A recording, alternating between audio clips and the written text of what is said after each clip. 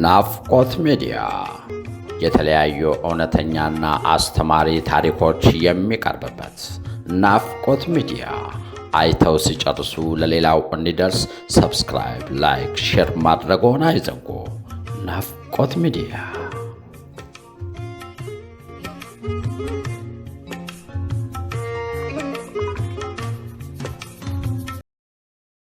ትዳር በኢትዮጵያ።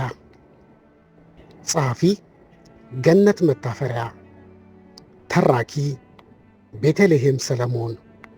እውነተኛ ታሪክ። ትረካውን ይከታተሉ።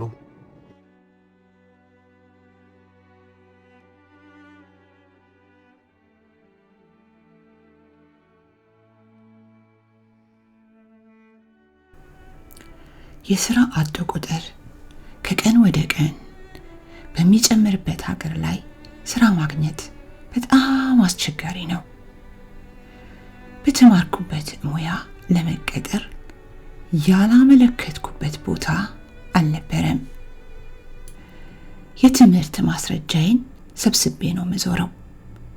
በተገኘው አጋጣሚ ለማመልከት ቦታ ከተገኘ በሚል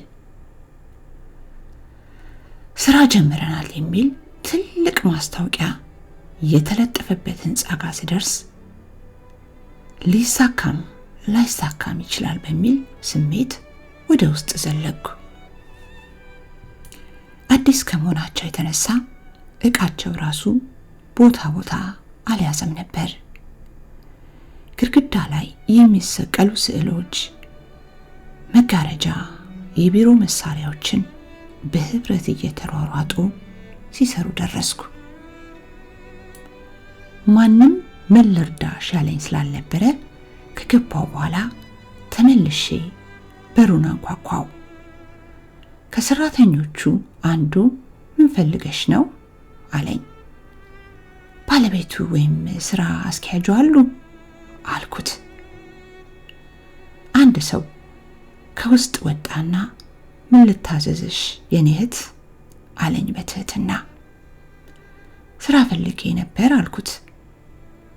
የትምህርት ማስረጃዬን አውጥቼ ከሰጠሁት በኋላ በሚያሳዝን አይን እየተመለከተኝ ማስረጃዎቼን ከተቀበለኝ በኋላ ወደ ውስጥ እንድንገባ በእጁ ምልክት ሰጥቶኝ ኋላና ፊት ሆነን ገባን። ቁሽሽ ያለ ትንሽ ፎጣ አወጣና ወንበሩ ላይ ያለውን አቧራ ጠረግ አድርጎ እዚህ ላይ ተቀመጪ አለኝ። የትምህርት ማስረጃዬን አገላብጦ ካየው በኋላ የት ሰርተሻል ሲለኝ የትም ቦታ ሰርቼ እንደማላውቅ ነገርኩት። ከትንሽ ዝምታ በኋላ እስኪ የሚቀጥለው ሳምንት ሰኞ ተመልሰሽ ነይ ብሎ ቀጠሮ ይዘን ተለያየን። ቀኑ ደርሶ በተባልኩት ሰዓት ስደርስ የጸዳና ያማረ የተስተካከለ የሥራ ቦታ ሆኖ አገኘሁት። ማስረጃዎችን በሙሉ ፎቶኮፒ ካነሳ በኋላ የሥራ መቀጠሪያ ውል አስፈረመኝና ከዛሬ ጀምሮ ይሻልሻል ወይስ በሌላ ቀን አለኝ። የዛሬውን ቀን በደስታ ስለተቀበልኩት ሉሊት ከምትባል ጸሐፊው ጋር ስልጠና ሲሰጠኝ ዋለ። እኔም ቀስ እያልኩ ስራውን እየለመድኩት መጣው። አንዳንድ ጊዜ ስራ በጣም ከመብዛቱ የተነሳ ከአሰሪያችን ጋር ሳንተያይ የምንውልበት ቀን ነበር።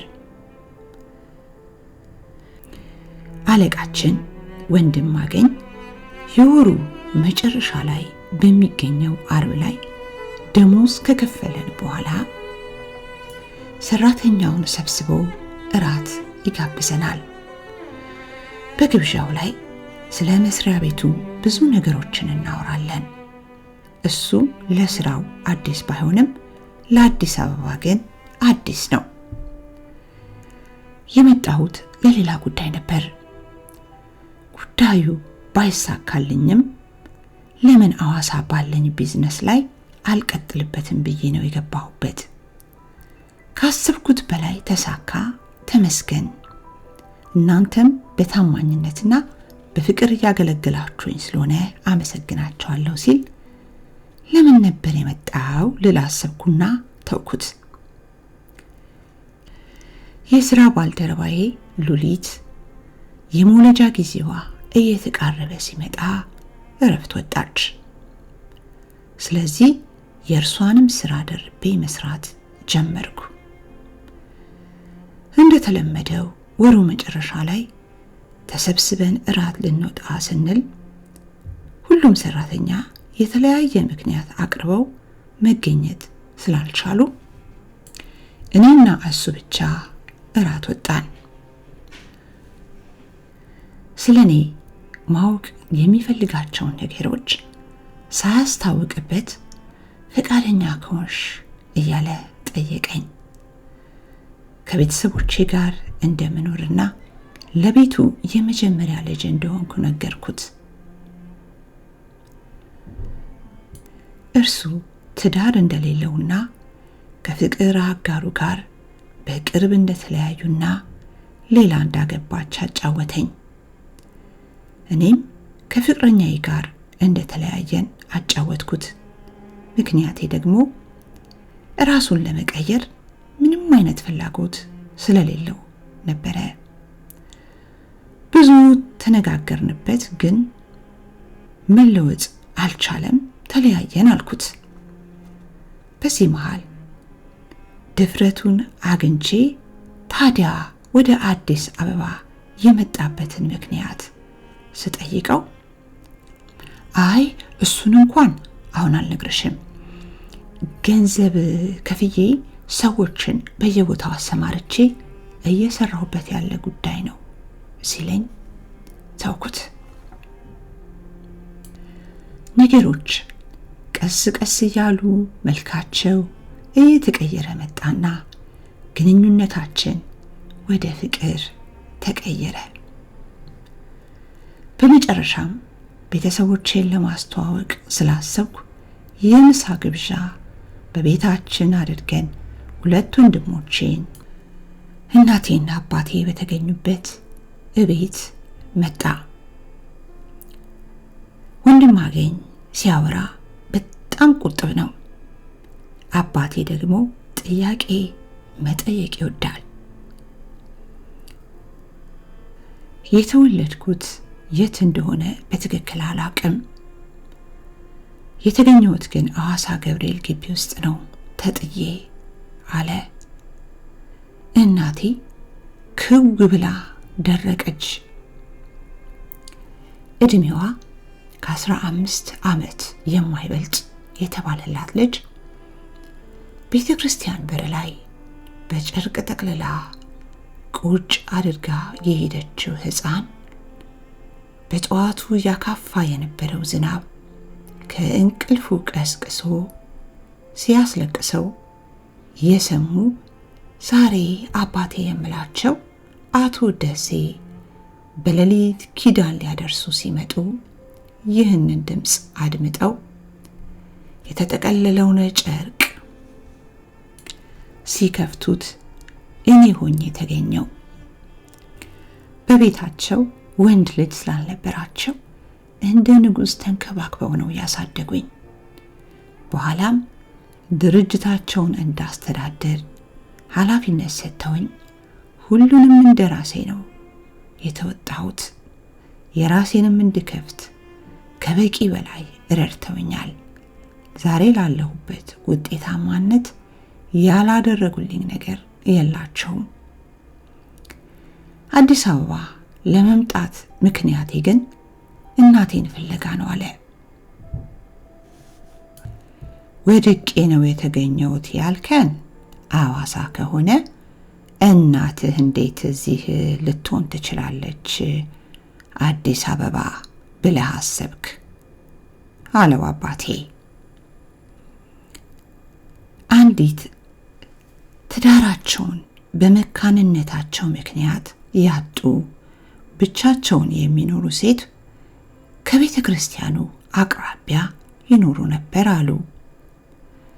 የእኚህን ሴትዮ የእህት ልጅ ከአዲስ አበባ እርጉዝ ሆና መጥታ የተወሰኑ ወራትን እርሳቸው ቤት ካረፈች በኋላ ልጁን በአካባቢው እናቶች በሰላም ከተገላገለች በኋላ አካባቢውን ጥላ ተሰውራለች።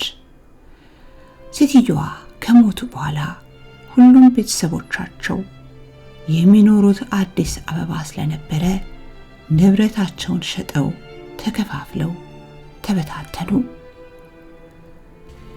አቶ ደሴ ልጄ ብለው እያሳደጉኝ እያለ ትምህርት ቤት ከልጆች ጋር ስጣላ አንተ ዘረቢስ ቤተ ክርስቲያን ተጥለህ የተገኘ እያሉ ሲሰድቡኝ አስጨንቄ ያስኳቸው እውነቱን እንዲነግሩኝ። በመጨረሻ ነገሩኝ። በሴትዮዋ ጎረቤቶች አማካኝነት የዘመዶቻቸውን አድራሻ ለማግኘት ብዙ ታገልኩ። ግማሹ ሽሮ ሜዳ፣ ግማሹ 4 ኪሎ፣ ሌላው ካሳንችስ እያለ የተረጋገጠ አድራሻ ሳላገኝ ይኸው ዛሬም እናቴን እያፈላለኩ ነው አለና የጀመረውን ውሃ ጨለጠው። እናቴ የሚወርደውን እንባዋን በነጠላዋ ጫፍ ጠራረገችና እናትህ እኔ ነኝ አለችው። ሁላችንም ክው ብለን ቀረን። የሁለተኛ ደረጃ ትምህርቴን የተመደብኩት ከቤታችን በእግር ጉዞ ሩቅ መንገድ ያስኬድ ስለነበረ መቃብር ሁሉ አቋርጬ ተጉዤ ወደ ትምህርት ቤት ይሄድ ነበር። ይህንን አጋጣሚ ተጠቅመው የሰፈሩ ጎረምሶች ከአበላሹኝ በኋላ እዛው የወደኩበት ጥለውኝ ሄዱ። ይህንን ጉዴን ደብቄ ኖርኩኝ። ቆይቼ እርጉዝ መሆኔን ሳውቅና ለእናቴ ስነግራት እህቷ ጋር አዋሳ ላከችኝ። አባቴም አያውቅም ነበር እርጉዝ መሆኔን። የወለድኩት ግን እኩለ ሌሊት በአንድ ጤና ጣቢያ ውስጥ ሲሆን ለእናቴ እህት አክስቴ ትቼህ ልመጣ ስል እርሳቸው ከትዳራቸው መፍረስ በኋላ ጤናቸው ስለተጓደለና ብቸኝነቱ ቀንም ሌሊትም በጨለማ በር ዘግተው እንዲኖሩ ስላስገደዳቸው ቤተ ክርስቲያን በር ላይ ጥዬህ ወደ አዲስ አበባ ተመለስኩ አለች። እናትህ እኔ ነኝ ልጄ ብላ ከተቀመጠችበት ተነሳችና እናትና ልጅ ተቃቅፈው ተላቀሱ። 25 ዓመት ሙሉ አብረሽ ስኖር እንዴት ይህንን ታሪክ አልነገርሽኝም ብሎ አባቴ ካልተሰቀልኩ አለ። የቤታችን ድባብ በአንድ ጊዜ ተቀየረ። የእኔና የእርሱም ግንኙነት እዛው ላይ ተቋጨ። የእናቴ ልጅ ወንድሜን ማግባት ስለማልችል እናቴና አባቴ በትዳራቸው መቀጠል ተስኗቸው አልተለያዩም እንዳይባሉ ያክል በሽማግሌ ተጣርቀው አብረው ይኖራሉ። ተፈጸመ። ያዳመጡትን ታሪክ ለሌላው አስተማሪ እንዲሆን ላይክ፣ ሰብስክራይብ፣ ሼር በማድረግ ድርሻውን ይወጡ።